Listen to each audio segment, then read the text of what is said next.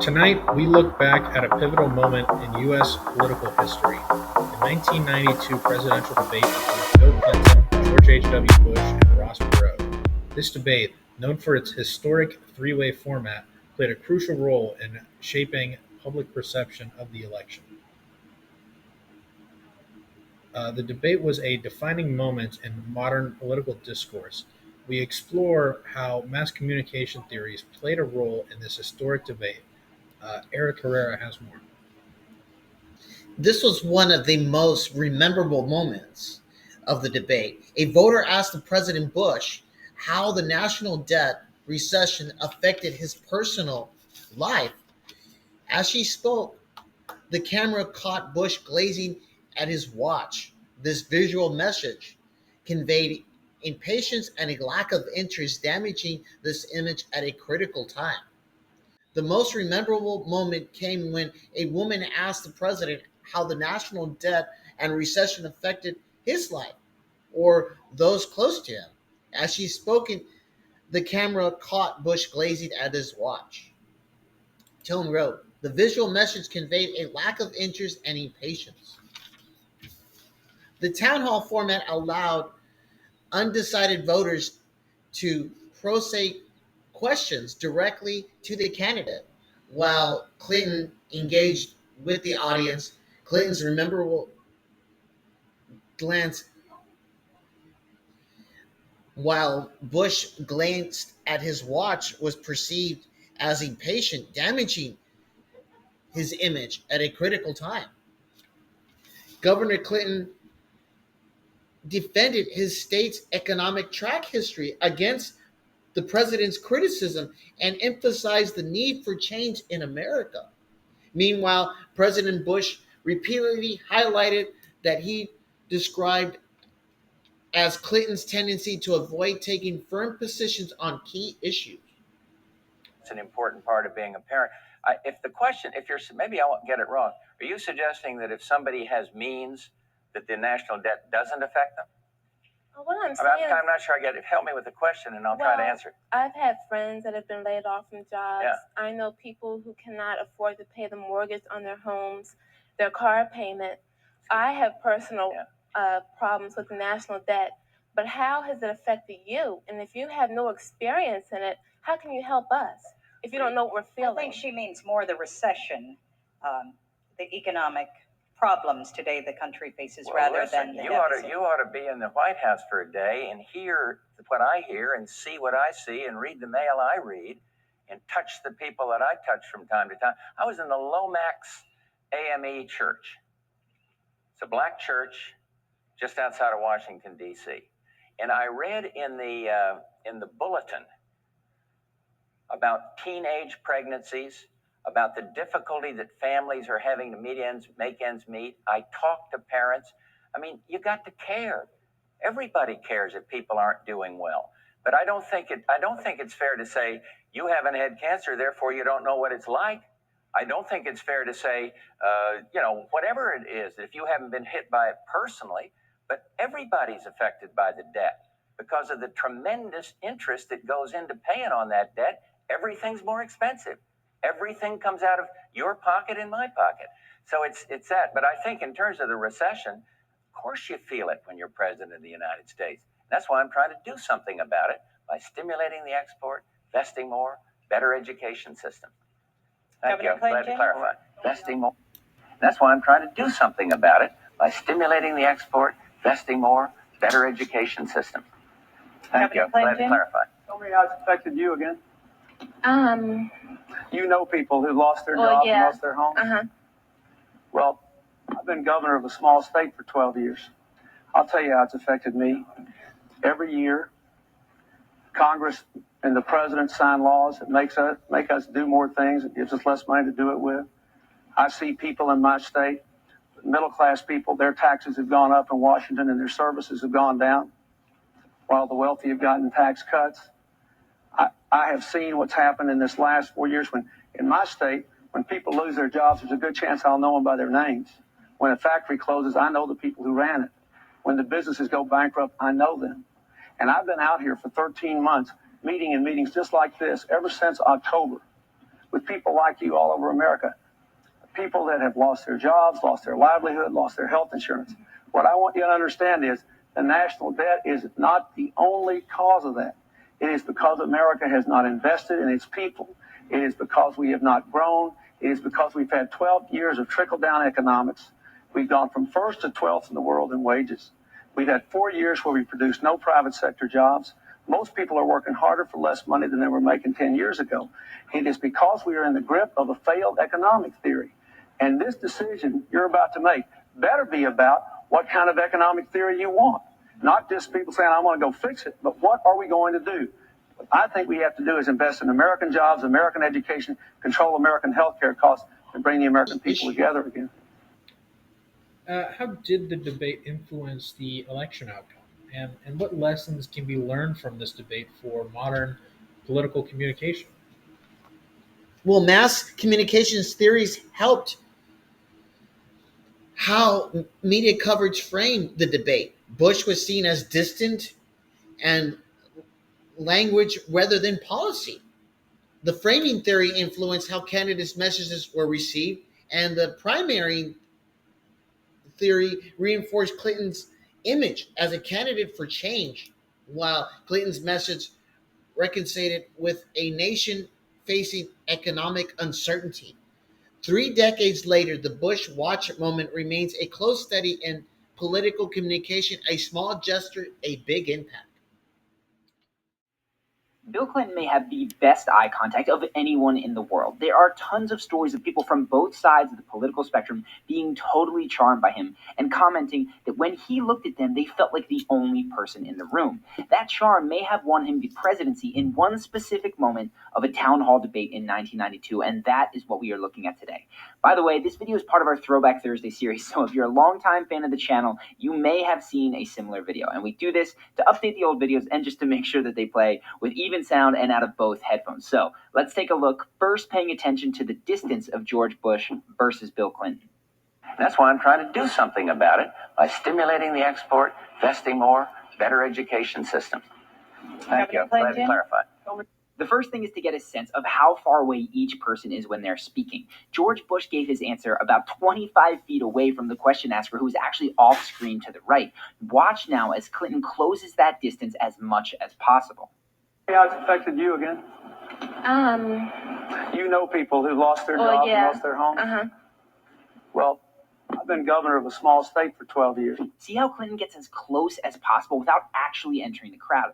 This lets the person know that you are focused on them. He's actually directing all of his body language towards the woman who asked this question. And at this distance, she gets a sense of the nuances of his eye contact, which makes everything that we're about to talk about and that Clinton does so much more powerful. Every year, Congress and the president sign laws that make us do more things and gives us less money to do it with. Notice here and how for the rest of this video, Clinton spends 90 to 95% of his answer looking directly at the woman who asked the question. Contrast this with George Bush, who is looking all over the place. Obviously, it has a lot to do with interest rates. I think that that's an important part of being a parent. Maybe I won't get it wrong. Are you suggesting that I was in the Lomax AME church? I don't think it's fair to say you haven't had cancer, therefore you don't know what it's like. To be fair, a few of these examples are times when George Bush was addressing the entire audience, which was more of a tactical mistake than a charismatic one. But other times, his glances away served no purpose at all. He wasn't addressing the audience, just letting his gaze wander. And those glances away indicate that he sometimes has trouble maintaining eye contact with a single person while he's speaking. And guess what? Most people do. Most people have no problem holding eye contact when they listen, but when it comes time to speak, they get uncomfortable holding eye contact, so they move their eyes around. They look up, they look away, sometimes they look at the floor. Simply training yourself to calmly focus on the other person while you're speaking immediately makes you more engaging. Now, next up, let's look at the shape of Bill Clinton's eyes. Notice how narrow his eye contact tends to be.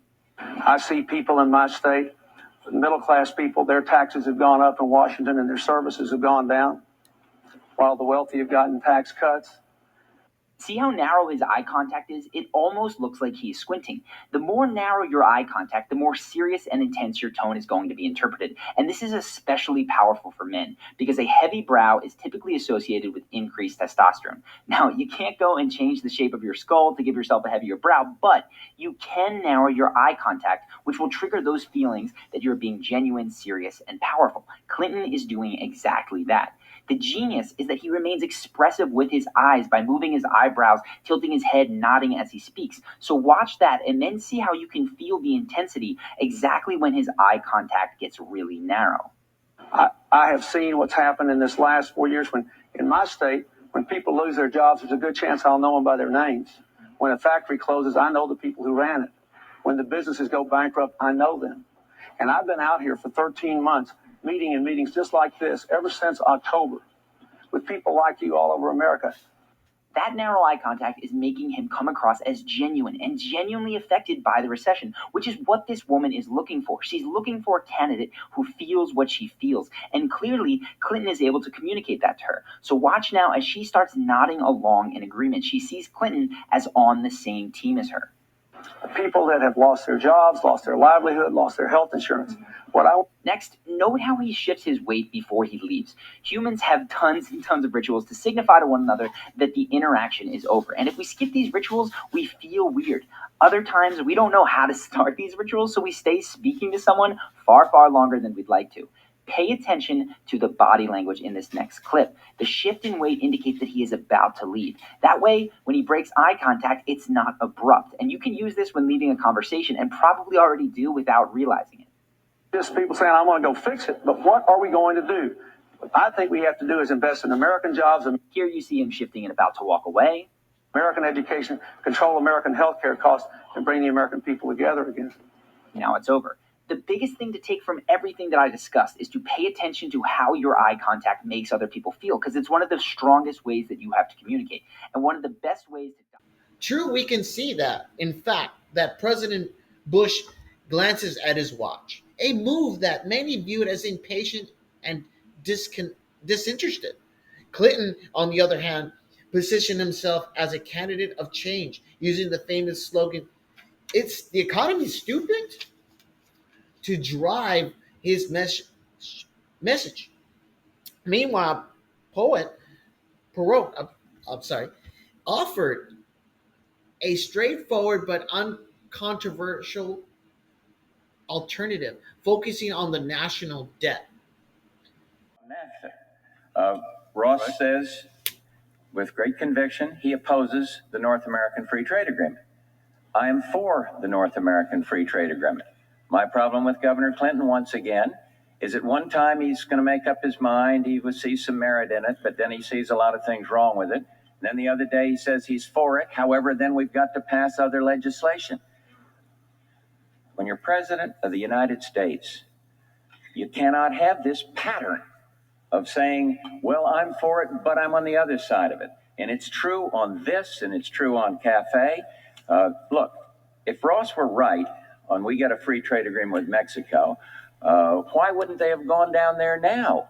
You have a differential in wages right now. I just have an honest philosophical difference. I think free trade is going to expand our job opportunity. I think it is exports that have saved us when we're in a global slowdown, a connected global slowdown, a recession in some countries, and it's free trade, fair trade that needs to be our hallmark, and we need more free trade agreements, not fewer. Governor, a quick answer on trade, and I want to go on to something else. I'd like to respond to that. You know, Mr. Bush was very grateful when I was among the Democrats who said he ought to have the authority to negotiate an agreement with Mexico. Neither I nor anybody else, as far as I know, agreed to give him our proxy to say that whatever he did was fine for the workers of this country and for the interest of this country. I am the one who's in the middle on this. Mr. Perot says it's a bad deal. Mr. Bush says it's a hunky-dory deal. I say on balance it does more good than harm if we can get some protection for the environment so that the Mexicans have to follow their own environmental standards, their own labor law standards, and if we have a genuine commitment to re-educate and retrain the American workers who lose their jobs and reinvest in this economy. I have a realistic approach to trade. I want more trade. And I know there's some good things in that agreement, but it can sure be made better. Let me just point out, just today in the Los Angeles Times, Clyde Prestowitz, who was one of President Reagan's leading trade advisors and a lifelong conservative Republican, endorsed my candidacy because he knows that I'll have a free and fair trade policy, a hard-headed, realistic policy, and not get caught up in rubber stamping everything the Bush administration did. If I wanted to do that, why would I run for president, Jim? Anybody else can run the middle class down and run the economy in a ditch. I want to change it. We've got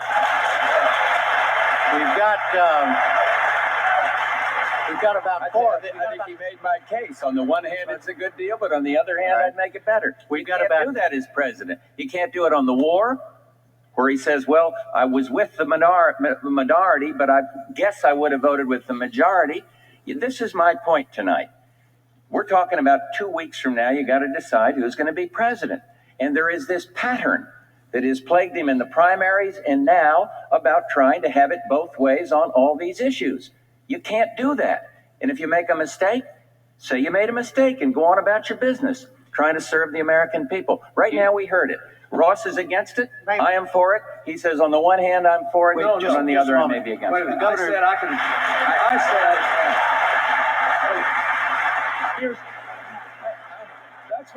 That's what's wrong with Mr. Bush. His whole deal is you got to be for it or against it. You can't make it better. I believe we can be better. I think the American people are sick and tired of either or solutions, people being pushed in the corner, polarized to extremes. I think they want somebody with common sense who can do what's best for the American people. And I'd be happy to discuss these other issues, but I can't believe he is accusing me of getting on both sides. He said trickle-down economics was voodoo economics. Now he's its biggest practitioner. He promised,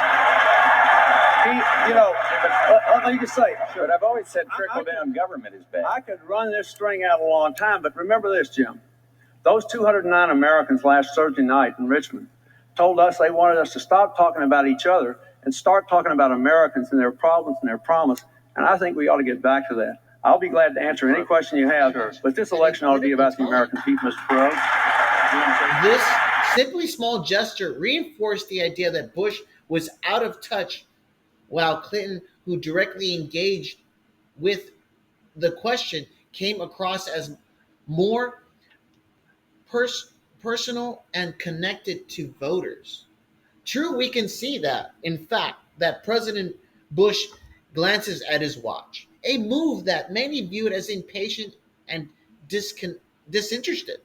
Clinton, on the other hand, positioned himself as a candidate of change, using the famous slogan, "It's the economy, stupid," to drive his message. Meanwhile, Perot offered a straightforward but uncontroversial alternative, focusing on the national debt. And how did the media coverage before and after the debate influence public perception? And, what key issues were emphasized in the debate, and how did the media reinforce those topics? Well, to begin with, the 1992 debate was a key American in political history, where the media played a crucial role in shaping the perception of the candidate.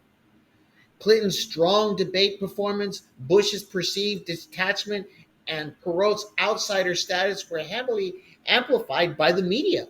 The debate itself centered on economic concerns, healthcare, and character, with the media framing these issues in a way that significantly influenced public opinion and the election's outcome. Clinton's inability to connect with voters and the media's reinforcement of his message helped secure him a decisive victory in the 1992 election, reconciled with a nation facing economic uncertainty. 3 decades later, the Bush watch moment remains a close study in political communication, a small gesture, a big impact. How did each candidate frame their campaign messages? Will Clinton focus on the economy and a new generation of leadership? And Bush defended his administration's record, but was criticized for seeing disengaged, while poet positioned himself as an outsider with a strict talk on the national debt. As an example, this can be seen during a discussion about trade regarding NAFTA. During the third and final 1992 debate, Bush struggled with the perception of being disconnected from ordinary Americans, reinforced by his famous glance at his watch in an earlier debate, while Clinton effectively connected with voters, showing empathy and a vision for change. How did different audiences, like young voters, working class, conservatives, how did they engage with the debate? While debates are often framed as impartial forums, the 1992 debate illustrates how media framing, question sectional moderator influence, and the post debate coverage all contributed to the illusion of objective journalism. In the end, this debate helped Clinton solidify his image as a leader who understood the struggles of everyday Americans, ultimately contributing to his victory in the 1992 election. A fascinating look at how nonverbal cues can shape political outcomes. Stay with us. Coming up, we'll examine other famous debate moments that influenced history.